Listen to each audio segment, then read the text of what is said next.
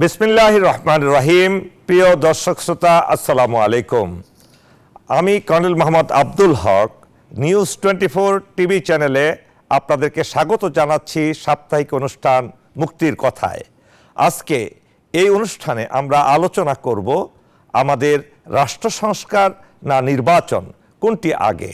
এই বিষয়ে আলোচনা করার জন্য আমরা আমাদের স্টুডিওতে আমন্ত্রণ জানিয়েছি বাংলাদেশ সেনাবাহিনীর দুই প্রজন্মের দুইজন বিশেষজ্ঞ অফিসারকে। একজন হলেন বীর মুক্তিযোদ্ধা মেজর মোহাম্মদ নাসির উদ্দিন। স্যার, আপনাকে স্বাগতম আজকের এই অনুষ্ঠানে।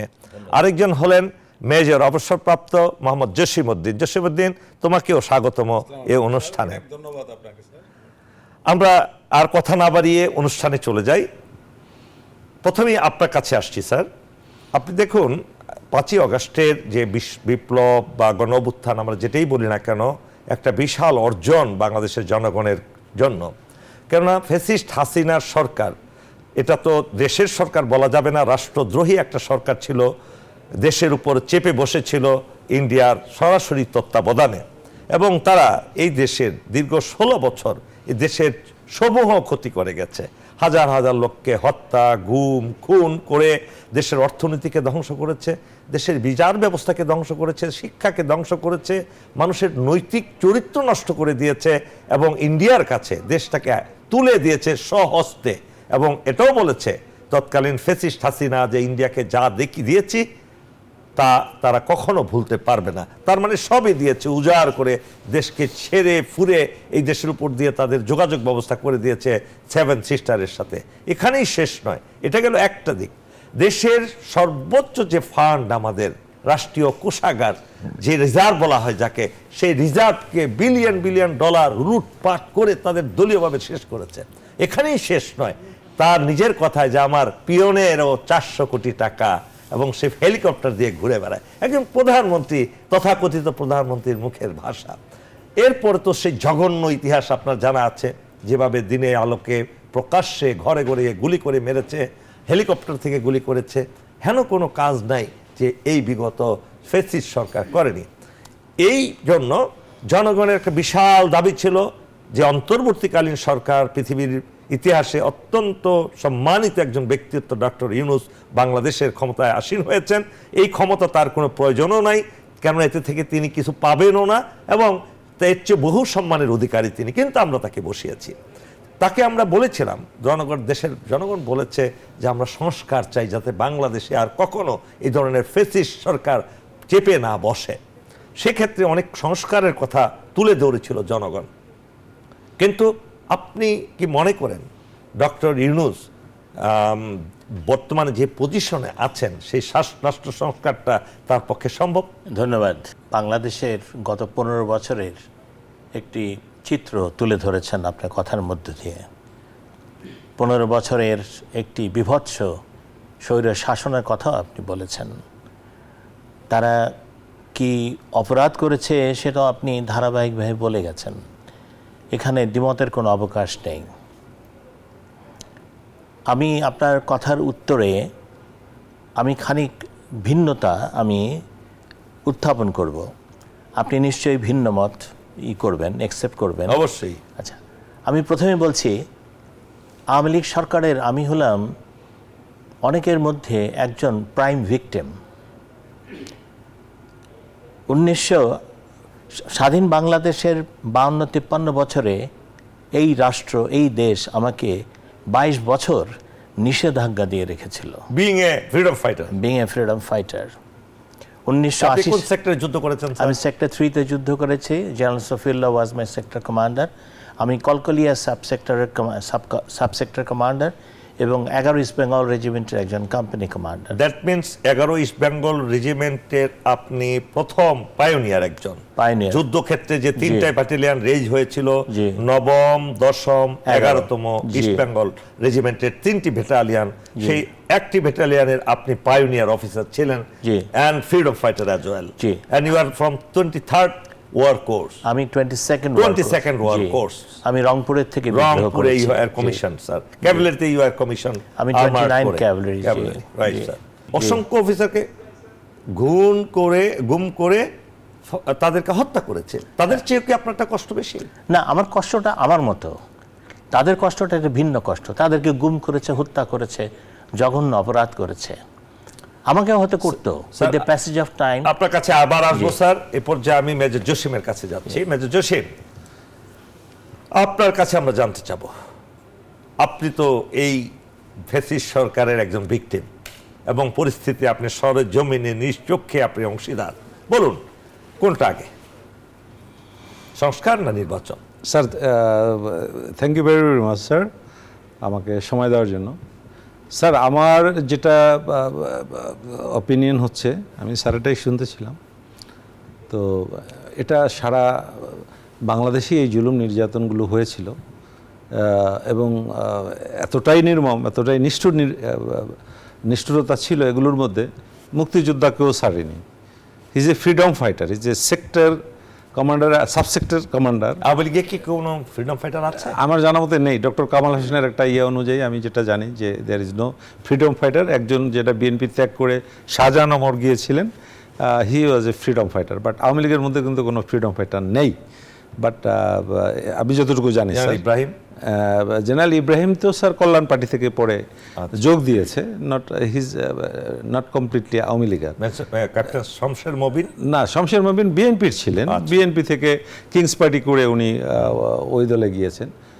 এটা আমি বলবো যে ফারুক খান, কর্নেল ফারুক খান কোন সেক্টরে ফাইট করেছেন আমি জানি না।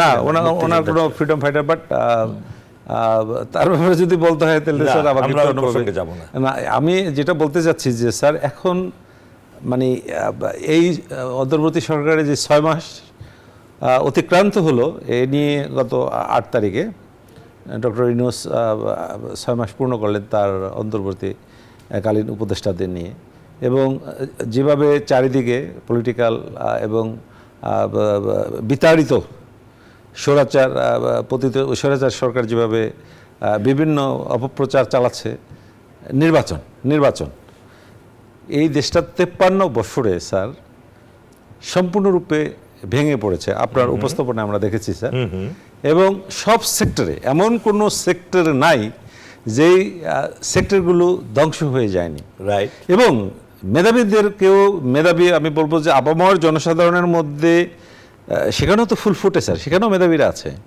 আমাদের ক্যাডেট কলেজ প্রোডাক্টস, আমাদের এই যে বিশেষ করে সচিবালয়, সেনাবাহিনী, আর্মি, নেভি, আপনি এরা মূর্খ না, দে আর এলিট ফোর্স। আর আমার কথা হচ্ছে যে উনি এমনভাবে আমাদের স্বৈরাচার শেখ হাসিনা এমনভাবে এর মধ্যে তার প্রভাব প্রতিপত্তি বিস্তার করে, মানে ইতিহাসের জঘন্যতম নিষ্ঠুরতা, বর্বরতা চালিয়েছে। যার কয়েকটি উদাহরণ যে আমি বলবো যে স্যার, তারা নির্বাচন যারা করছেন, আমি এ ব্যাপারে সম্পূর্ণভাবেই স্যার এই প্রোগ্রামে আমি বলবো, 53 বছর হয়ে গেল, শুধু দল আসে দল যায়, দল আসে দল যায়। আমরা কিন্তু ওইরকম, আমি সেকেন্ড জেনারেশনের প্রজন্ম, যেটা আপনি বলেছেন স্যার, আমরা শুধু দাবিদারি করে যাচ্ছি, আমরা দেখছি, বলার সুযোগ পাইনি, কথা বলার সুযোগ পাইনি, আমরা ভিক্টিমাইজড। এবং আমরা যেটা দেখেছি সেটা হচ্ছে যে তারা নির্বাচন কেন করে ডক্টর ইউনূসকে কোণঠাসা করে রেখেছে। ডক্টর ইউনূস তার মতো ব্যক্তিত্বকে এমন একটা পর্যায়ে নিয়ে গেছে যেখানে নির্বাচন না দিলে এই দেশ টিকবে না, এ নিয়ে যাবে, ও নিয়ে যাবে। আমি তো বলবো দৃঢ়তার সাথে, ডক্টর ইউনূস আছেন বলেই আমাদের একটা শক্ত প্রাচীর আছে, যেই প্রাচীর ভেদ করে মহা পরাশক্তি আমেরিকা পর্যন্ত পেনিট্রেট করতে পারছে না, ঢুকতে পারছে না। যার বাস্তব প্রমাণ আপনি দেখেছেন স্যার, ট্রাম্প এসে যতগুলো ছিল সাইন করার পর আমাদের রোহিঙ্গা সাহায্য কিন্তু বন্ধ করেননি উনি। একমাত্র ইন্ডিয়াই ডক্টর ইউনূসকে, ইন্ডিয়া বলেন বা যারা এই পতিত স্বৈরা শাসকের যেসব তাদের কাছে ডক্টর ইউনূস বিভিন্ন নামে পরিচিত। বাট আমার কাছে না স্যার, গোটা জাতির কাছে, গোটা পৃথিবীর কাছে সে একটা আইকন, আমরা সেটা 000 একটা আইকন। ডক্টর ইউনূসকে পাওয়া, আমি বলবো যে স্যার আমাদের দেশের জন্য এটা, তাহলে কেন তাকে আমরা ব্যবহার করছেন আমাদের রাজনৈতিক দল? এটাই তো প্রশ্ন স্যার। আমি আপনি আপনার কাছে জানতে চাই, রাজনৈতিক দলগুলো কেন তার উপর আস্থা রাখতে পারছে না? আস্থা রাখতে পারছে না, সমস্যাটা হচ্ছে স্যার অন্য জায়গায়। এখানে হালুয়া রুটির ভাগাভাগি, এখানে এসে আবার সে আগের মতো জুলুম করা যাবে। বাট স্যার এবার আর সেটা হবে না। ডক্টর ইউনূস যে লাইনে আগাচ্ছে, আমি একটা কথায় কথায় বলি, উনি ছাগল দিয়ে চাষাবাদ করছেন, এখনো উনি কিন্তু গরু ধরেননি। আচ্ছা, এটা হলো আমার ইনটিউশন, আমার ভবিষ্যৎ দিয়ে। কারণ ডক্টর ইউনূস একে ভেঙে পড়া একটা দেশ, 5ই অগস্টের পরে একটা ভেঙে পড়া অর্থনীতি, একটা ভেঙে পড়া সমাজ উনি বিনির্মাণে নিয়োজিত হয়েছেন কিছু উপদেষ্টা নিয়ে। তারাও পলিটিক্যাল অ্যালায়েন্সে না। আপনি পলিটিক্যাল ইয়েতে দেখেন স্যার, ওই দিন আমি ইয়েতে দেখছিলাম, একদিনের চাঁদাবাজি যদি বন্ধ করা যায়, আমরা আমাদের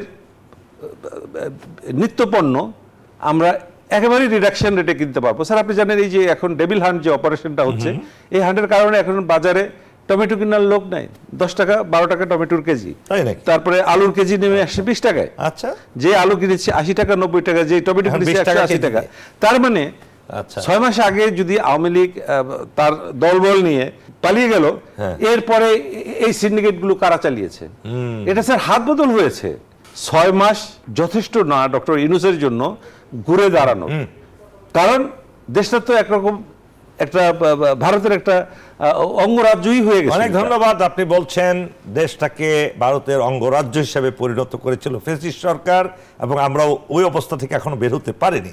শ্রদ্ধেয় স্যার, বীর মুক্তিযোদ্ধা, আপনারা মুক্তিযুদ্ধ করেছেন দীর্ঘ 9 মাস। সেই মুক্তিযুদ্ধের ফলাফল যদিও ছিনতাই হয়ে গেছে ইন্ডিয়ার মাধ্যমে, আপনারা জেনারেল উসমানীর মতো লোককেও রাখতে পারেননি, সারেন্ডার সিরিমনি যুদ্ধ করলেন না আপনারা, আর ফলটাকে কেড়ে নিল আরেকটা দেশ। আপনি এই মুক্তিযুদ্ধে কি দেশের এই পরিস্থিতির কথা চিন্তা করেছিলেন যে এরকম হবে, কিংবা এই ধরনের একটা দেশ চেয়েছিলেন? মুক্তিযুদ্ধে 9 মাসে এটাই প্রত্যাশা করেছি, দেশ স্বাধীন হবে, আমরা মুক্ত হব, একটা সুখী সমাজ তৈরি হবে। কিন্তু আমি সবসময় যেটা বলি, আমি একজন লেখক, আমার বইতে আমি আপনি বেশ কয়েকটা বই লিখেছেন, যে আমরা কখনোই স্বাধীন হই নাই। 1971-এর 16ই ডিসেম্বর বিকাল থেকে আমরা আবার পরাধীন হয়েছি। আধিপত্যবাদ, প্রভুত্ববাদ, কর্তৃত্ববাদ তো একটু পরে এসেছে। আধিপত্যবাদ এবং কর্তৃত্ববাদ আমাদেরকে গ্রাস করেছে। স্যার মেজর জলিল তো আর্মার করেছিলেন। জি, হ্যাড ইউ বিন টুগেদার? আমাদের দেখা হয়েছে মুক্তিযুদ্ধের সময়, কিন্তু আমরা একসাথে একই রণাঙ্গনে। সেক্টর কমান্ডার ছিলেন তখন? উনি সেক্টর কমান্ডার ছিলেন, 9 সেক্টর কমান্ডার আর ছিলেন। আপনারা তো তখন সেকেন্ড লেফটেন্যান্ট কিংবা লেফটেন্যান্ট হিসেবে? আমি সেকেন্ড লেফটেন্যান্ট ছিলাম, উনি ক্যাপ্টেন জলিল ছিলেন। হ্যাঁ, আপনি তো জেনারেল ইব্রাহিমরা যে কোর্সের, অর্থাৎ ওনাদের বেশ কয়েকজন কোর্সমেট একসাথে এই 24 ওয়ার কোর্সে। স্যার আমি একটু মেজর জলিলকে দেখার সৌভাগ্য আমার হয়েছে, কথা বলেছি শেষে আমাদের এলাকার ওইদিকে আর্মার্ডের অফিসাররা কিন্তু খুব এজাইল থাকে। তো স্যার আপনার মুখ থেকে আরো শুনতে চাই, বলেন স্যার। জি, তো আমাদের স্বপ্নের কথা বলছিলাম, কিন্তু আমাদের স্বপ্ন ওই স্বপ্নই থেকে গেছে। আমরা গত 52 বছরে আমরা কিন্তু স্বাধীনতা ভোগ করিনি, আমরা কিন্তু গণতন্ত্র ভোগ করিনি। আমি গণতন্ত্র মানা একজন মানুষ, এই জন্য আই ফট ফর ডেমোক্রেসি। গণতন্ত্র ভোগ করেনি স্যার, গণতন্ত্র আওয়ামী লীগ তো 3টা ইলেকশন দিয়েছে, ভোগ করলেন না। ওটাকে তো গণতন্ত্র বলা যায় না। আমার নিজের বাড়ির দরজায় আমি ভোট দিতে পারি না, এতে সেটাকে গণতন্ত্র কি করে? আচ্ছা, মানে ভোটের আগের দিন রাত্রে ব্যালট বাক্স ভর্তি করা হয়েছে, সেটা অন্য কথা। তো বিভৎসতার কথা যদি বলেন, এই ব্যালট বাক্স চুরি করা এটা অনেক ছোটোখাটো ব্যাপার ছিল। আমাদের কোনো অধিকারই ছিল না এই দেশে। আমাদের বাংলাদেশটাকে আধিপত্যবাদ, কর্তৃত্ববাদ এবং প্রভুত্ববাদের একটি পতিতালয়ে পরিণত করা হয়েছিল ভারতের। এটা নিয়ে কোনো সন্দেহই নাই। তো এখন কথা হচ্ছে যে আমি যে জিনিসটা আমি বিশ্বাস করি সেটা হচ্ছে গণতন্ত্র। গণতন্ত্র কি স্যার মানুষের ন্যায্য অধিকার, সাম্য, ভালোবাসা, সামাজিক মর্যাদা, এই জিনিসগুলো রক্ষা করতে পারে স্যার? হ্যাঁ, পারে না কেন? পৃথিবীর বিভিন্ন দেশে তাই তো করছে। যদি আমরা তাই বলি স্যার গণতন্ত্র, তাহলে এটা কি গণতন্ত্র যারা প্রতিষ্ঠা করবে তাদের চারিত্রিক বৈশিষ্ট্যের কি কোনো প্রয়োজন নাই যে যেটা গণতন্ত্রের সাথে সামঞ্জস্যপূর্ণ? অবশ্যই আছে। এখানে অনেকগুলি স্কুল অফ থট আছে। একটা হচ্ছে প্রক্রিয়ার মধ্য দিয়ে হবে। একটা নির্বাচন হয়েছে, একটা সুষ্ঠু নির্বাচন হয়েছে, সেই সুষ্ঠু নির্বাচনের মধ্যে একটি দল ক্ষমতা এসেছে, তার পরবর্তীতে আরেকটি সুষ্ঠু নির্বাচন হয়েছে এবং আরেকটি দল ক্ষমতা এসেছে। আমরা স্যার এই প্রসঙ্গে আবার আসবো আপনার কাছে। প্রিয় দর্শক, আমরা ছোট্ট একটা বিরতিতে নিচ্ছি, আমাদের সাথেই থাকুন। প্রিয় দর্শক, আবারও ফিরে এলাম মুক্তির কথা অনুষ্ঠানে। শ্রদ্ধেয় মেজর নাসির, আমরা গণতান্ত্রিক পরিবেশে আসছিলাম।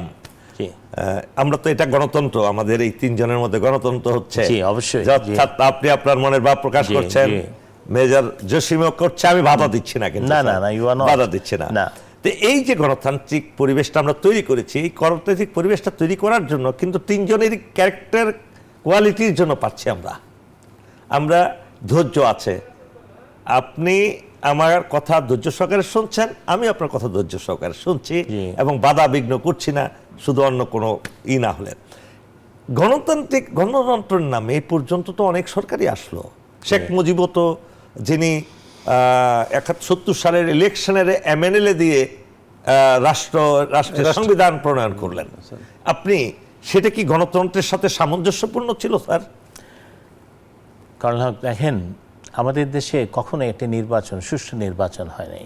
আপনি 73 ধরেন, আপনি 79 বলেন, আপনি 86 বলেন, আপনি 90 নির্বাচন, একমাত্র নির্বাচন 90 নির্বাচন, এটা একটা সুষ্ঠু নির্বাচন বলা যায়।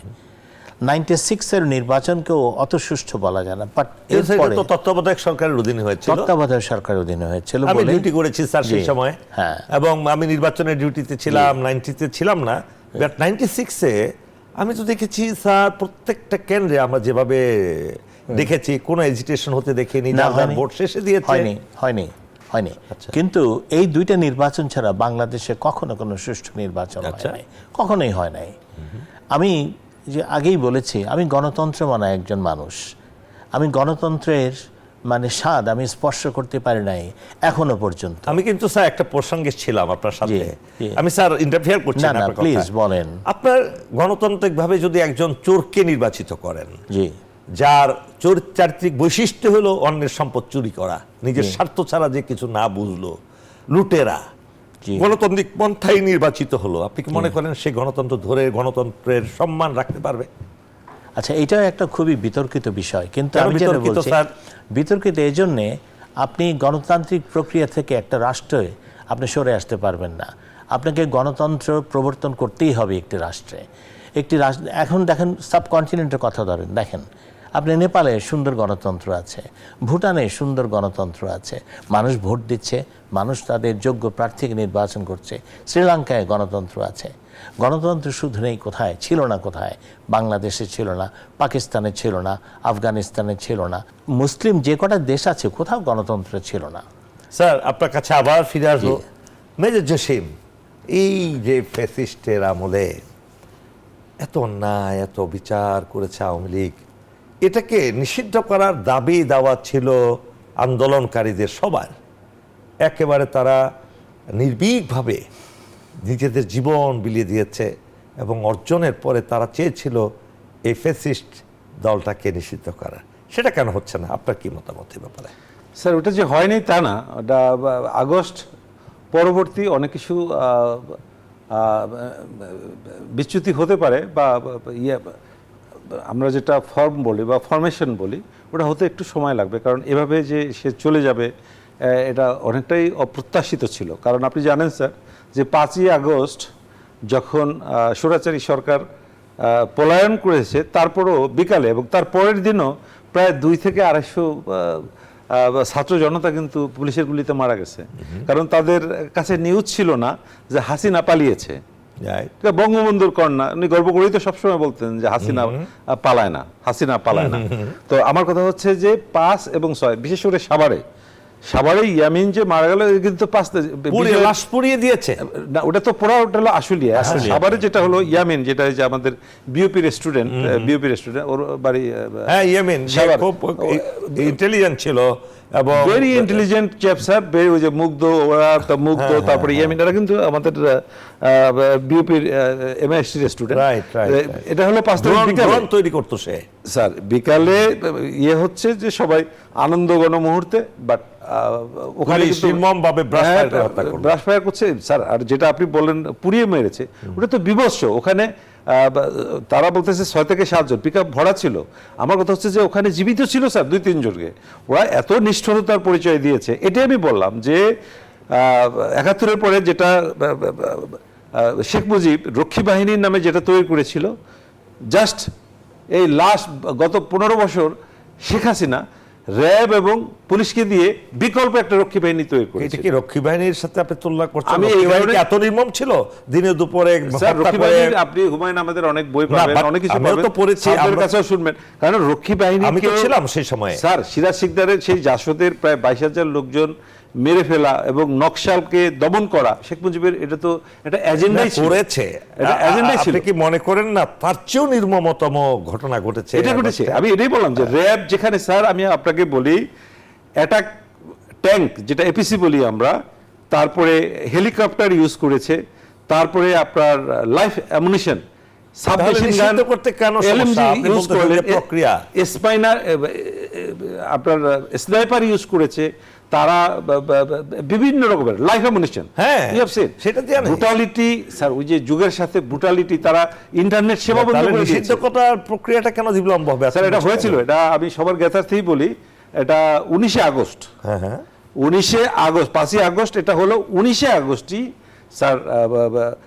সিরান নামক একটা মানবাধিকার সংস্থা বাংলাদেশের, যার নির্বাহী পরিচালক হচ্ছেন আরিফুর রহমান মুরাদ ভুঁইয়া। আচ্ছা। উনি কিন্তু হাইকোর্টে রিট করেছিলেন আওয়ামী লীগকে নিষিদ্ধ করতে হবে, এবং উনি রিজন আউটও করেছিলেন কি কি কারণে নিষিদ্ধ করতে হবে। বাট আনফরচুনেটলি 19 তারিখে করেছেন। 22 তারিখে আমাদের যে বর্তমান অ্যাটর্নি জেনারেল আছেন আসাদুজ্জামান, উনি এই রায়টা খারিজ সহ, মানে এই জরিমানা সহ খারিজ করে দিয়েছেন, এবং উনি বলেছেন আওয়ামী লীগকে নিষিদ্ধ করা যাবে না। জরিমানা সহ? জরিমানা সহ। এটা আমি জানতাম না। এটার উপরে, এবং তারা জাস্টিফাই করেছে, I have the papers, I have the documents, you can take it. এটা আপনি দিতে পারেন স্যার, এই যে পেপারটা, যে কি কি কারণে হলে আওয়ামী লীগকে নিষিদ্ধ করা যায়। আমরা তো এই আলোচনা করব, আপনি জানতেন না? হ্যাঁ, যে কি কারণে আওয়ামী লীগকে নিষিদ্ধ করা যেতে পারে, তার মধ্যে যেমন 2-1টা উদাহরণ আমি দিচ্ছি স্যার। যেভাবে সে যে নৃশংসতা, নিষ্ঠুরতা চালিয়েছে সব বাহিনী দিয়ে, সব বাহিনীর মধ্যে কিছুটা ইউ আন্ডারস্ট্যান্ড, কিছুটা ইনভলভ আমাদের সেনাবাহিনী, বাট সেনাবাহিনী করবে না, এটা তো 3 তারিখে জানার পরেই তারা শুরু করে দিয়েছিল। ঢাকায় ঢুকার এন্ট্রি হলো তো টোটাল 13টার মধ্যে স্যার 4টা দেওয়া হলো সেনাবাহিনীকে, আর বাকি না বুঝলাম সেই কাহিনী আপনিও জানেন, আমরা জানি, পুরো দেশবাসী জানি। আপনার কাছে প্রশ্ন হলো স্যার, যেই অ্যাট্রোসিটি বলি, যেটাই বলি না কেন, আওয়ামী লীগকে নিষিদ্ধ করার মতো কি যথেষ্ট উপাদান আছে? যেভাবে জামাতকে নিষিদ্ধ করেছিল, ওটা তো কোনো এলিমেন্টসই ছিল না। জামাতকে নিষিদ্ধ যেভাবে করলো তড়িঘড়ি করে আমাদের আইনমন্ত্রী আনিসুল হক সহ অন্যান্য সবাই। স্যার আমি একটা কথাই বলি, যে আওয়ামী লীগকে নিষিদ্ধ করা এখন সময়ের ব্যাপার মাত্র। সময়ের ব্যাপার তো হচ্ছে না, এই যে বললাম জনগণ হতাশ, অন্যের দোষ আরেকজনের ঘাড়ে, নিজের দোষ আরেকজনের ঘাড়ে চাপানো, এই রাজনীতিরা চলছে। তড়িঘড়ি নির্বাচন, বারবার নির্বাচন কমিশন বলছে যে আমাদের সময় লাগবে, আরও কিছু ইয়েটিয়ে লাগবে, রিফর্ম লাগবে। স্যার 53 বছর এরকম করে আমরাই রক্ত দিয়ে এই শাসন ক্ষমতা এদেরকে দিচ্ছি, এদের থেকে এদের হাতে যাচ্ছে। আপনি একটু লক্ষ্য করবেন স্যার, যেমন 4টা নির্বাচন আমি করেছি, স্যারের কথা ধরেই বলি, নির্বাচন করে তারা যেটা গণতান্ত্রিক কথা বলছে, গণতন্ত্র আমাকে 30টা লোক দেখান তো স্যার, এরা দেশ পরিচালনার জন্য যথেষ্ট উপযোগী। ডক্টর ইউনূসের মতো বা আমাদের বিচারপতি শাহাবুদ্দিনের মতো, আমি বলবো ডক্টর ইউনূসের প্যারালেলি কেউ নেই। ডক্টর ইউনূসকে সামনে রেখে যদি আমরা 53 বছর পরেও যদি স্টার্ট করি, ওই দিন বিএনপির অত্যন্ত প্রবীণ নেতা উনি বলেছিলেন 6 মাসে সরকার পড়ে যাবে। উনি নিজেই চ্যালেঞ্জ করেছে, বললাম জিল্লুর সাহেব আমি বলেছিলাম পড়ে গেছে, এখনো আমি চ্যালেঞ্জ করে যাই, ডক্টর ইউনূসকে সামনে রেখে যদি আমরা আগাই, এই দেশটা সিঙ্গাপুর এবং জাপানের চেয়েও এগিয়ে যাবে। আমরা need not to do anything, বাগবাটারা করার কিছু দরকার নাই। ডক্টর ইউনূস এখনো এই বয়সে ওনার যে আমি এগ্রি করি আপনার সাথে মেজর জসিম, আপনার সাথে শুধু আপনি আমি নই, পুরো দেশবাসী জানেন, বিশ্ববাসী জানেন যে ডক্টর ইউনূস বাংলাদেশের জন্য একটা ব্লেসিং, এবং তার কোনো লোভ লালসা নাই। ওনাকে শুধু হাসিনা তাকে পদ্মাতে চুবিয়ে চুবিয়ে মারার জন্য চেষ্টা করেছিলেন। ধন্যবাদ আপনাকে দর্শক, আমরা আবারও ফিরে আসবো, ছোট্ট একটা বিরতি নিচ্ছি, আমাদের সাথেই থাকুন। প্রিয় দর্শক, আবারও স্বাগতম আমাদের সাপ্তাহিক মুক্তির কথা অনুষ্ঠানে। শ্রদ্ধেয় বীর মুক্তিযোদ্ধা মেজর নাসির, আপনি শুনলেন মেজর জসিমের কাছে সেই কথাগুলো যেগুলো বর্তমান প্রজন্মের প্রত্যেকের মুখে মুখের কথাগুলো। আপনি একজন প্রবীণ ব্যক্তিত্ব হিসেবে এবং বীর মুক্তিযোদ্ধা হিসেবে আপনার কি অভিমত এই সম্বন্ধে স্যার? এই যে আওয়ামী লীগকে নিষিদ্ধ করার ব্যাপারে এটা কি কোনো উপাদান আছে যেটা বাকি আছে একটা কাউকে নিষিদ্ধ করার ক্ষেত্রে? আওয়ামী লীগের অ্যাট্রসিটিসের কথা যেগুলি মেজর জসিম বললেন, আপনিও বলেছেন শুরুতে, এগুলো নিয়ে কোনো দ্বিমত তো কখনোই ছিল না, এখনও নেই, আগামীতে হয়তো থাকবে না। It's part of the history. কিন্তু কথা হচ্ছে, একটি দলকে নিষিদ্ধ করার যে প্রক্রিয়া, যে ইমপ্লিকেশনস, এটা কিন্তু সুদূর প্রসারী। আমি শুরুতেই বলেছি আমার ভিন্ন মত আছে। আমি মনে করি একটি দলকে নিষিদ্ধ করলেই আপনি সব কিছু সলিউশন এসে যাবে না। আপনাকে যেটা করতে হবে বা আমাদেরকে যেটা করতে হবে, ওই দলে যারা যে সমস্ত অ্যাট্রসিটিসের কথা আপনি বলেছেন, খুন, গুম, অত্যাচার, জেল, জুলুম, তারপরে দেশকে আরেকটি রাষ্ট্রের হাতে তুলে দেওয়া, মানি লন্ডারিং, বিচার ব্যবস্থা ধ্বংস, you name anything they have done. কিন্তু আপনি দলকে নিষিদ্ধ করে আপনি ওই রেমেডিটা আপনি পাবেন না। আপনাকে যেটা করতে হবে, তাদের বিচার করতে হবে। আপনি যদি দল নিষিদ্ধ করলে কি বিচার করা যাবে না স্যার? এটা একটা হবে স্যার, এটা দুইটা দিক স্যার আপনার কাছ থেকে, যেহেতু আপনি একজন এক্সপিরিয়েন্সড এবং রাইটার, এটা দুইটা দিক। কিন্তু একটা হলো একটা ডাকাতের দল, ডাকাতের দল তাদের নাম দিল শান্তির দল, নাম দিল, কিন্তু সেই দলের নামে তারা কি করলো? প্রতিদিন রাতে ডাকাতি, চুরি, রাহাজানি, মানুষ হত্যা, গুম, এবং তারা রেজিস্ট্রেশনও নিয়েছিল মনে করেন শান্তির দল হিসেবে। এখন কি মনে করেন না এই কর্মকাণ্ডের কারণে সমাজ কল্যাণ অধিদপ্তর এই শান্তির দলটিকে নিষিদ্ধ করবে? আপনি কি মনে করেন? আমি মনে করি যে একটি দলকে নিষিদ্ধ করার না, আপনি এটার জবাব দেন, ওইদিকে যাবেন না। এটা দুইটা, একটা দলীয় বিচার, আরেকটা হলো ব্যক্তির বিচার। আপনি ব্যক্তির বিচার করেন, ব্যক্তির বিচার করলে দলের বিচার হবে না কেন? যে দলের নামে এগুলো করেছে। দল তো একটা নির্বাক জিনিস, আপনি দলকে নির্বাক হলেও আপনি তো একটা সংগঠন, এটা এই সংগঠন, তার মানে এই শান্তির দলে আবার লোকজন ঢুকবে, চোর ডাকাত। দেখেন, আমি এখানে একটু বলি, আমাকে allow me 1 minute. Awami League যে জামাত ইসলামকে নিষিদ্ধ করেছিল, এটাও কিন্তু একটা ভুল ছিল। বলেছিলেন আপনি কখনো এটা প্রতিবাদ করেছেন? হ্যাঁ, আমরা প্রতিবাদ করেছি। কোথায় দেখিনি তো আমাদের মত করে আমরা প্রতিবাদ না, বরঞ্চ তাদের মানুষগুলোকে যে হত্যা করলো নির্মমভাবে, বিচারিক যেটা হত্যা বলা হয়, এবং সেই ভিডিও, সেই অডিও সবই তো ছিল, কিন্তু আপনার মুক্তিযোদ্ধারা তো কখনো কিছু বলেন। আমরা আপনি যদি আগে সেই দলিল ঘাটেন, পত্রিকা যদি ঘাটেন, আমরা কিন্তু বিভিন্ন সময় বিভিন্নভাবে উই ভয়েসড যে এই দলটিকে নিষিদ্ধ করা ঠিক হবে না। আপনি দরকার হলে বিচার করেন, মানে গণহত্যা। বিচারটাও কি সঠিক হয়েছে তাদের বিরুদ্ধে যে বিচার? সেটা তো ডিবেটেবল, সঠিক হয়েছে স্যার। বিচারপতি নিজেই, প্রধান বিচারপতি নিজেই তো আমেরিকা গিয়ে বিবৃতি দিয়েছিলেন যে এই বিচারটা সম্পূর্ণরূপে ইম্পোজ করা হয়েছিল। আচ্ছা, এখন কথা হচ্ছে ফেয়ারনেস অফ দ্য ট্রায়াল, সেটা হলো একটা অন্য জিনিস। এখন কিছু কিছু ব্যক্তির বিরুদ্ধে যে অভিযোগ উত্থাপিত হয়েছে, মনে করেন শেখ হাসিনা, তার বিরুদ্ধে সুনির্দিষ্ট অভিযোগ আছে, উনি মানুষ হত্যা করেছে, খুন করেছে, গুম করেছে, এমন হেন কোনো কাজ নেই যেটা মানে অ্যাকসেপ্টেবল সে করে নাই। She has done it, she is a maniac, সে সব কিছু করেছে, সাইকোপ্যাথ। এখন তার বিচার, ইট ইজ সো ট্রান্সপারেন্ট, তার বিরুদ্ধে সুনির্দিষ্ট অভিযোগ আছে। এখন যে সমস্ত বিচার মানে ওয়ার ক্রাইমস ট্রাইব্যুনাল হয়েছে, আমি মনে করি এদের অনেকের বিরুদ্ধে অভিযোগ ছিল, কিন্তু ট্রায়ালটা ফেয়ার হতে পারত, ইন্টারন্যাশনাল জুরিস্টকে এখানে নিয়ে আসা যেত, আরও ফেয়ার করার জন্য, আরও ট্রান্সপারেন্ট করার জন্য নিয়ে আসা যেত, সেটা করা হয় না। সেটা আপনি বলতে পারেন দ্যাট ওয়াজ রং। কিন্তু জামাতকে নিষিদ্ধ করা, যেটা আমি বলেছি, সেটা ভুল। এবং একইভাবে এখন যদি আওয়ামী লীগকে নিষিদ্ধ তাদের করা মার্কাও হয়, তো বন্ধ করে দিল, তাদের দাড়ি পাল্লা, জি। এখন কি নৌকা মার্কা থাকবে স্যার এখন পুলিশের? না, নৌকা মার্কা থাকবে কিন্তু সেটা নির্বাচন কমিশনের ব্যাপার। কিন্তু শাসনতান্ত্রিকভাবে, ফান্ডামেন্ট রাষ্ট্রীয়ভাবে একটি দলকে নিষিদ্ধ করা, এটা যুক্তিযুক্ত হবে না।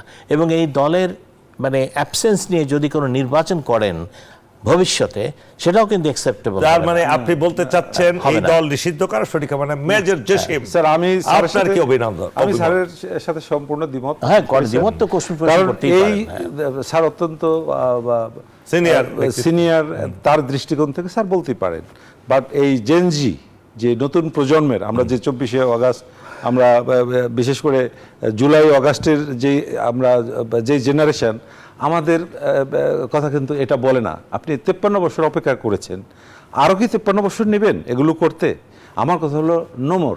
যার জন্য আমি একটা কথা বলি স্যার, আমি রিপিটেশন আফটার রিপিটেশন কোনো দরকার নেই। আপনি জানেন যে আপনি একটা কথার উত্তর দেন, আওয়ামী লীগ কি স্বাধীনতা বিরোধী না দেশ বিরোধী, কোনটা? স্যার আমি দোনোটাই বলবো, স্বাধীনতা বিরোধী, দেশ বিরোধী, এবং এরা দেশের কখনোই কল্যাণ চাননি। আমি যতটুকু ইতিহাস পড়েছি, আমার সে স্যার পড়েছেন, যতটুকু আমি ইতিহাস আপনি দেখেন স্যার, আমার 16 ডিসেম্বর ইন্ডিয়াতে পালন করে এবং ওরা বড় গলায় বলে এটা ওদের স্বাধীনতা। তা আমাদের এই যে স্যারেরা ফ্রিডম ফাইটার, তারা কেন প্রতিবাদ করছেন না? আবার দ্বিতীয় হচ্ছে যে আওয়ামী লীগ প্রথমেই তো স্যার মুজিব এসে নিজেকে সারা জীবনের জন্য রাষ্ট্রপতি বানানো, বাকশাল। হ্যাঁ, বাকশাল তৈরি করে রাষ্ট্রপতি ডিক্লেয়ার দিয়ে আজীবনের জন্য উনি একেবারে পার্মানেন্ট হয়ে যাবেন। ওনার কারণে কি পার্বত্য চট্টগ্রামের শান্তিবাহিনী সৃষ্টি হয়েছিল? অবশ্যই স্যার, আমি যদি বলি যে এই যে পার্বত্য চট্টগ্রামের যে অশান্তি, আমরা মিলিটারি অফিসাররা বিভিন্ন জায়গায় আমরা অপারেশন করি, আমরা বলার সুযোগ হয় না। আজকে একটা ফ্লোর দিয়েছেন, আমি বলবো স্যার, এই যে নির্বাচন, আপনি এই টক শোতে এসে যারা নির্বাচনের কথা বলে বা পার্বত্য চট্টগ্রামের কথা বলে, তাদেরকে বলবো যে আপনারা একটা সেন্টারে যান, কেন্দ্রে যান, গিয়ে ওখানে আনসারের সাথে বসেন। অ্যাকচুয়ালি অর্ডারটা দিচ্ছে কে, বক্সটা বর্তেছে কে, সিলটা মারতেছে কে? কারণ এই রাজধানীতে বসে এসি রুমে আপনি এগুলো পাবেন না। যেমন চিটং হিল ট্রাক্সের কথা বলি, আমরা তো ওপেন যুদ্ধ করেছি, শান্তি, আমাদের প্রচুর অফিসার মারা গেছেন, সৈনিকরা মারা গেছেন। We have to fight in two front. একটা হচ্ছে স্যার আমাদের ম্যালেরিয়া আমাদের অনেক লোক মারা গেছে, আর ওদের সাথে কারণ ইন্ডিয়া থেকে প্রশিক্ষণ প্রাপ্ত সরাসরি একেবারে ওদের আর্মস দিয়ে আমাদের সাথে যুদ্ধ করে স্যারেরাও করেছেন। আর আমার কথা হচ্ছে যে স্যার যেই ধ্যান ধারণা থেকে আওয়ামী লীগের কথা বলে, 1973 মানে 1973 থেকে অ্যাজ অন টুডে আওয়ামী লীগের সবগুলো দিক বিশ্লেষণ করলে জামাতের চেয়েও খারাপ অবস্থায় আওয়ামী লীগ। কারণ এটা আপনাকে একটা উদাহরণ দিই স্যার, একটু আগে বলছিলাম যে আমি আপনাকে অন্য সময় যে আপনি চ্যানেল আইতে দীপ্তি সরকারের পরিচালনায়,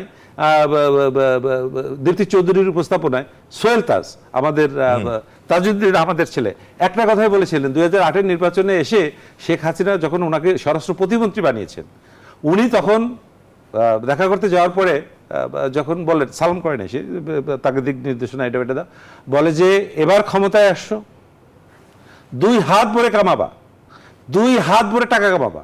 আপনি দেখেন স্যার, দেশের প্রধানমন্ত্রী বলছে, দেশের প্রধানমন্ত্রী তার স্বরাষ্ট্র প্রতিমন্ত্রীকে বলছে 2 হাত ভরে। আমার কথা হলো যে আজকে পদত্যাগ করেছিলেন, হ্যাঁ, এরপরে পরবর্তীতে কিন্তু তখন এই কথা শুনে কি তুমি মন্ত্রিত্ব গ্রহণ করেছেন? না, উনি তো মন্ত্রিত্ব গ্রহণ করেছেন, কাজ করেছেন, তারপরে একটু ডিবেট, একটা জায়গায় শুনেছি শেখ সেলিম তাকে চর মেরেছিলেন, ওনার অনেকগুলো কষ্ট ছিল, এবং সেম ওনার বাবাও শেখ মুজিবকে যখন ওই বাকশালটা করে খুব কষ্ট করে বলেছিলেন। সংস্কার সম্পর্কে বলেন স্যার, সংস্কার যেটা হচ্ছে যে সংস্কারের আগে নির্বাচন না দেওয়া উচিত, এটা হচ্ছে আপামর জনগণের। কি সংস্কার? অল রিফর্ম করতে হবে স্যার, মেরামত করতে হবে। আপনি আমার শিক্ষা খাত ধ্বংস, আমার বিজনেস খাত ধ্বংস, যারা বলছে কবরেও থাকবে, সেই সব দাড়িওয়ালা টুপিওয়ালা যারা বড় বড় ব্যবসায়ী, যাদের টাকার অভাব নেই, পয়সার অভাব নেই, সালমান এফ রহমানের কারণে শেয়ার মার্কেট থেকে 273 জন শুধু সুইসাইডই করেছেন স্যার। আমার কথা, সালমান এফ রহমানের কি বিচার হয়েছে? সালমান এফ রহমানের বিচার হয়নি। সালমান এফ রহমানের টাকা থেকে জেলখানায় আছে, তো জেলখানায় আছে, সোনাগা থেকে খান হোটেল, ওনারা আরো তাজা পোক্ত হচ্ছেন, ওনারা আরো সতেজ হচ্ছেন, ওনারা আরো 5 স্টার হোটেলের খাবার দাবার যাচ্ছে ওখানে, তাদের রিক্রেশন। শুধু একমাত্র অন্য নেগেটিভ যেটা আমরা তিন লাস্ট উইডার নিতে পারছে না, বাকি 2 সবই আছে, তাদের বৃত্ত আছে। তার ছেলে এক রাতে এক ডেন্সে 3,500 কোটি টাকা খরচ করেছে ইন দুবাই, এক রাতে। এইসব বোম্বের এবং বিভিন্ন তার মানে আপনি চাচ্ছেন সংস্কার হোক। কি কি সংস্কার? রাজনীতির সংস্কার, নির্বাচন কমিশন সংস্কার, অর্থনীতির স্যার, সংস্কার, শিক্ষা অবশ্যই। ব্যবস্থার সংস্কার, সবকিছু, স্যার। গণতান্ত্রিক ব্যবস্থার সংস্কার, স্যার। তাই নয় কি? স্যার। সকল সংস্কার আপনি চাচ্ছেন। স্যার। এই সংস্কার করতে কত বছর লাগতে পারে? স্যার যতটুকুই সময় লাগুক আমরা একটু ধৈর্য ধরি না। না কতটুকু? সেই মানে কত? আমি যেটা বলি যে এই সংস্কারগুলো যেমন কিন্তু রাজনৈতিক দল তো দিচ্ছে না সেটা। রাজনৈতিক দলগুলো তো এগুলো করার কারণ হলো সে চাঁদাবাজির, সে আগের ফরম্যাটে চলে যাওয়া, মানে আবার সে নতুন করে জীবন দেওয়া। তো ইজ নট বেটার যেখানে 2000 স্টুডেন্ট, আপনাকে একটা ছবি আমি দেখিয়েছিলাম স্যার, জি। একটা ছেলের চেহারাটা নাই। কি এবং তার চোখ নাই, মানে কি চোখ বিভৎস। দুটোই শেষ। স্যার আপনি কতবার দিবেন, কতবার এগুলো মুখে করবেন? খাবার খেতে পারে না। একবারই রিফর্ম করেন স্যার, ডক্টর ইউনূসের মতো ব্যক্তিত্ব এই বাংলাদেশে আর নেক্সট 25-50 বছরে আসবে কিনা আমি জানি না। অনেক ধন্যবাদ major Jasim for your bold action and sir thank you very very much. শ্রদ্ধা স্যার, আপনি শুনলেন আপনার প্রজন্ম, জি, শুনেছি। পরবর্তী জি, প্রজন্মের জি, যে জি। আক্ষেপ, যে ব্যঞ্জনামূলক কথাবার্তা, ইমোশনাল কথাবার্তা, আপনি কি মনে করেন স্যার? আপনি কি মনে করেন না এই সংস্কার না হলে আবার তার কথা মতো সেই যাহা ছিল তাই হইবে? আপনাকে প্রথমেই বলেছি, দুবার বলেছি, আমার ভিন্ন মত আছে। আমি আরো বলছি তার মানে আপনি যে- সংস্কার চান না? না না না, আমি সংস্কার চাইনি সেটা বলছি না তো আমি। জি, তাহলে ভিন্ন মত কোথায়? না, ভিন্ন মতটা হচ্ছে এই যে আমি ডেমোক্রেটিক, আমি নির্বাচন চাই। ডেমোক্রেসি কি বলে? আমি অবাধ এবং সুষ্ঠু ইনক্লুসিভ নির্বাচন চাই, এবং নির্বাচনের মাধ্যমে একটি রাষ্ট্র রেস্টোর্ড হতে পারে। একটা মনে করেন ডক্টর ইউনূসের সরকার বা এই যে উপদেষ্টা দিয়ে নিয়ে যে সরকার, এরা they are not mandated to do সংস্কার। ম্যান্ডেটেড কি স্যার? গণতান্ত্রিক ব্যবস্থাকে বদল করে দিয়ে ক্ষমতা এসে গণতন্ত্রের নামে সেটাকে ম্যান্ডেট হয় স্যার? জনগণ ভোট দিলেই কিন্তু সেটা ম্যান্ডেট। আমি একটু না, আমাকে বলতে দেন। জনগণ যখনই ভোট দেবেন, ভোট প্রদান করবে, যে জন্যে বাংলাদেশের মানুষ গত 50 বছর অপেক্ষা করেছে। Let doctor Yunus hold a free and fair election, এবং সেই নির্বাচনের মাধ্যমে সংস্কার ছাড়া কি তিনি ফ্রি না, অ্যান্ড এখন ফেয়ার কথা ইলেকশন হচ্ছে করতে পারবেন? সংস্কারের বিষয়ে আপনি সুপারিশ না করতে পারবেন কিনা আপনি বলেন। কেন পারবেন না? আপনি কিভাবে? ইলেকশন নির্বাচনী কমিশন ব্যবস্থাটাই তো একটা পুরো- আপনি ইলেকশন রুলস আপনি সংস্কার করেন। তাহলে আপনি সংস্কারে বিশ্বাস করেন? না, আমি আমি- সংস্কার তো অবশ্যই প্রস্তাবনা থাকতে স্যার, পারে, আমি একটু সংস্কারের augment করি, স্যার। আমি প্রস্তাবনা স্যার, থাকতে পারে, বলতে কিন্তু কথা হচ্ছে যে একটি অন্তর্বর্তীকালীন সরকার যে সংস্কারগুলো করবে সেটা যে পরবর্তী প্রফেসর ইউনূসের সরকার তো আর 20 বছর থাকবে না, 10 বছর থাকবে না, 5 বছরও থাকবে না। একটা ডেমোক্রেটিক গভর্নমেন্ট তো আসবে, নির্বাচন হবে, ডেমোক্রেটিক আসবে। আপনি মনে করেন তারা কি এই সংস্কার মেনে নেবে? মেনে নেবে না। আপনার কথা মতো আমরা বুঝে নিচ্ছি যে নির্বাচিত হয়ে কোনো সরকার আসলে এই সংস্কারের প্রস্তাবগুলো তারা নালেন বয়েড করে দিতে পারে। এমনকি ডক্টর ইউনূসের এই অবস্থানটাকে যত মাসেই থাকুক, এই সময়টাকেও তারা অবৈধ ঘোষণা করতে পারে, যেটা হাসিনা করেছে। আমরা আমাদের অনুষ্ঠানে একেবারেই শেষ পর্যায়ে আমি একটু বলতে এক চাচ্ছি, কথায় স্যার। প্রকাশ, মেজর জসিম স্যার, উদ্দিন কেন স্যার বারবার ওই যে বললাম যে আগে ডিম না মুরগি না ডিম, আমার কথা হচ্ছে যে স্যার ম্যান্ডেট, এটা বিপ্লবী, এটা একটা গণ অভ্যুত্থান, বিপ্লবী সরকার আমরা ধরে নিতে পারি, হয়তো দেরি হতে পারে। ফরাসি বিপ্লব 10 বছর চলেছিল, 10 বছর কারেকশন হয়েছিল। ইভেন কিছুদিন আগে গ্রামের অজপাড়াগায় নাচিদের প্রার্থনা করার একটা জায়গা ছিল হিটলারের জেরাই, ওটা পর্যন্ত ঘুরিয়ে দেওয়া হয়েছে, কোনো চিহ্ন এবং নাচির কোনো কথা বলি ওদের দেশের ল এমন সাথে সাথে অ্যারেস্ট করা যায়। Correct, আমি জানি। স্যার, কি কাগজের কথা বলেন যে এটা, আমার কথা হলো যে নির্বাচনের দ্বিমত আমি পোষণ করছি না, বাট বারবার ঘুঘু তুমি খেয়ে যাও ধান, এটা যেন না হয়। অনেক ধন্যবাদ আপনাকে, যাতে কেউ দান না খেয়ে যেতে পারে। প্রিয় দর্শক শ্রোতা, আমরা অনেকক্ষণ যাবৎ একটা বিষয়ের উপর আলোচনা করেছি, সংস্কার না নির্বাচন, কোনটি আগে। আমাদের এই আলোচনায় আমরা যেটা বুঝতে পারলাম, দুই প্রজন্মের দুই অফিসারকে নিয়ে, যে বাংলাদেশের এই একটা ক্রান্তিলগ্ন আবারও শুরু হয়েছে। মানুষের মধ্যে আবার সেই 5ই আগস্টের বিপ্লবের যে ধারণা, বিপ্লবের যে একটা অভিলাষ, যে আকাঙ্ক্ষা, আশা ছিল, সেটা আস্তে আস্তে নিবু নিবু হয়ে যাচ্ছে। কেননা মানুষের মধ্যে আবার মতভেদ সৃষ্টি হয়েছে। সংস্কার আগে না নির্বাচন আগে? রাজনৈতিক দলগুলোর অনেকেই সরাসরি অতি সহজে অতি অল্প সময়ে নির্বাচন চায়, এবং সে নির্বাচন কেন চায় সেটাও জনগণ বুঝতে পারছে। কিন্তু জনগণ কোথায় যাবে? ডক্টর ইউনূসও অনেক সময় অসহায়ত্ব বোধ করছেন, তার কথাবার্তায় বোঝা যায়। যাই হোক, আমরা আগামীতে এই বিষয় নিয়ে আরো বিস্তারিত আলোচনা করব ইনশাআল্লাহ আশা করি। তবে একটি আপনাদের কাছে আবেদন, প্রিয় দেশবাসী, আগামী নির্বাচন যদি হয়, সেই নির্বাচনে যদি আপনারা সৎ এবং যোগ্য নেতৃত্বকে ভোট না দিয়ে আবারও সেই বাটপার, দেশদ্রোহী এবং যারা ব্যক্তি স্বার্থ ছাড়া আর অন্য কিছু বোঝে না, তাদেরকে যদি আবার নির্বাচিত করেন, যাহা ছিল তাহাই হইবে এবং এই দেশ কখনো শান্তির মুখ দেখিতে পাইবে না। পরিশেষে আপনাদের সকলকে একটি সুখী, সমৃদ্ধ, শান্তির বাংলাদেশ গড়ে তোলার জন্য এগিয়ে আসার আহ্বান জানিয়ে আজকের অনুষ্ঠান শেষ করছি। আল্লাহ হাফেজ। বাংলাদেশ জিন্দাবাদ।